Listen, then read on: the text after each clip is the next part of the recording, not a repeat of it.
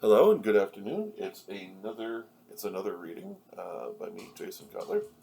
Uh, Today I'm going to read you a couple of Edward Gorey books. Edward Gorey was an illustrator. Actually, first I think like a lot of people discovered him. First through the PBS TV show Mystery.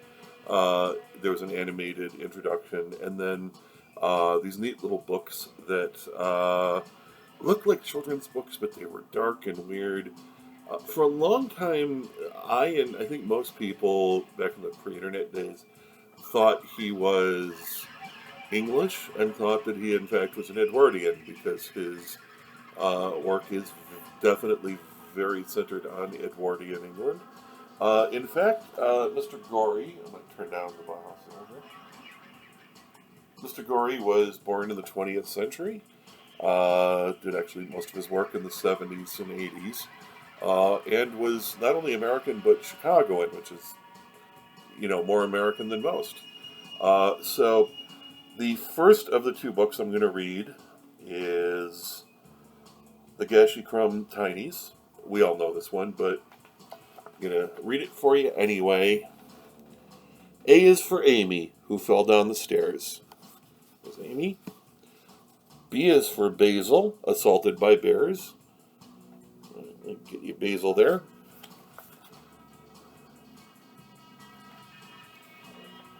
C is for Clara, who wasted away. D is for Desmond, thrown out of a sleigh. E is for Ernest, who choked on a peach. F is for Fanny, sucked dry by a leech. That's Fanny. G is for George, smothered under a rug. Watch out there, George. I'll get George here for you. And then H is for Hector, done in by a thug. I is for Ida, who drowned in a lake. J is for James, who took lie by mistake. Oh, there's James.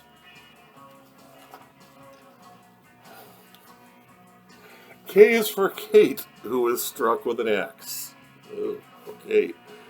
L is for Leo, who swallowed some tacks. M is for Maud. Who was swept out to sea. N is for Neville, who died of ennui. See, there's a little sort of existential crisis, Neville. O is for Olive, run through with an aw. I think that's how you pronounce it. Or all. P is for Prue, trampled flat in a brawl. That's Prue trying to get in. Q is for Quentin, who sank in a mire. R is for Rhoda, consumed by a fire. Oh God, Rhoda. S is for Susan, who perished of fits. Yes, Susan. T is for Titus, who flew into bits. Yeah, Titus is opening that package there. U is for Una, who slipped down a drain. Goodbye, Una. And then V is for Victor, squashed under a train. Is Victor on some train tracks? W is for Winnie, embedded in ice. X is for Circes, devoured by mice. Y is for Yorick, whose head was knocked in. There's Yorick. Z is for Zyla, who drank too much gin. Zyla.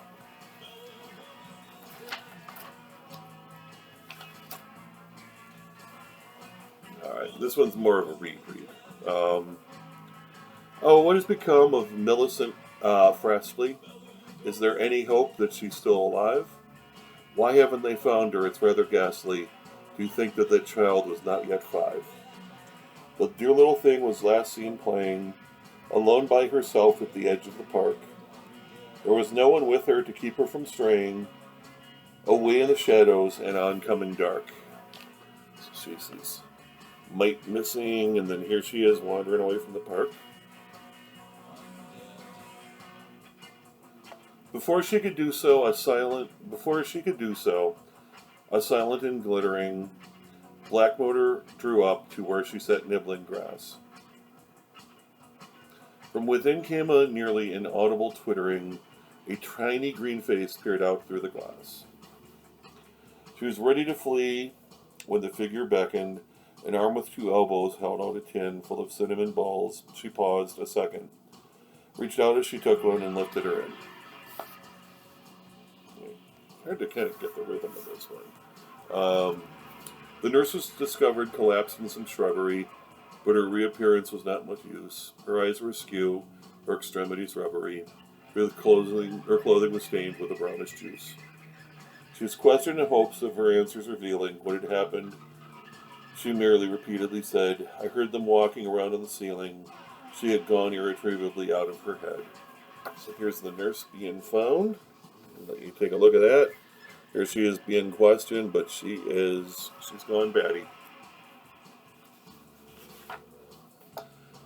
Oh, feelings of horror, resentment, and pity for things which so seldom turn out for the best. The car, unobserved, sped away from the city as the last of the light died out in the west. The Frastleys grew sick with apprehension, with a heavy tea only served to increase, Though they felt it was scarcely genteel to mention the loss of a child, they called in the police. So there's the car speeding away. It's going out. It's getting night, and even though it's kind of gauche, they had to call the fuzz, the popo, the filth. Through unvisited hamlets, the car went creeping, with its headlamps unlit and its curtains drawn. Those natives who happened not to be sleeping heard it pass and lay awake until dawn. The police with their torches and notebooks descended on the haunts of the underworld looking for clues. In spite of their praiseworthy efforts, they ended with nothing at all in the way of news. So here's the car. It's hold up really close. The car is creeping by, and that person's like, I don't feel comfortable with that. There's the police checking in the underworld for their little captive, but alas, she is not there. The car, after hours and hours of travel, arrived at a gate in an endless wall.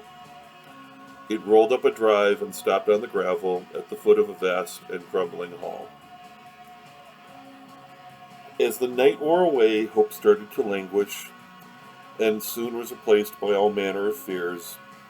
The family twisted their fingers in anguish, or got them all damp with the flow of their tears. There's the car arriving at this great hall. See? That was a great hall. And the family, stiff upper lip and all that, but they are worried. They removed the child to the ballroom, whose hangings and mirrors were streaked with a luminous slime.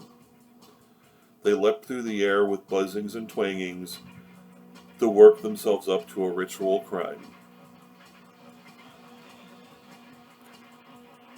They stunned her and stripped her of garments, and lastly, they stuffed her inside of a kind of pod. And then it was that Millicent Fastly was sacrificed to the insect god. Warned you. The insects are dancing. They're getting worked up, and then poor little Millicent, she's in her cocoon. It's not gonna. It doesn't end well for Millicent. So I'm sorry. So that's it. Again, Edward Gorey wrote a lot of really cool books. They obviously are of a macabre nature, particularly when it comes to children. But there's still a lot of great. They're a lot of fun. They're beautifully illustrated. He had a very distinctive style. So I hope you enjoyed that. I hope your nightmares are not too dark and scary. And me and the skull. Ooh, we're gonna let you get on. Have a good day.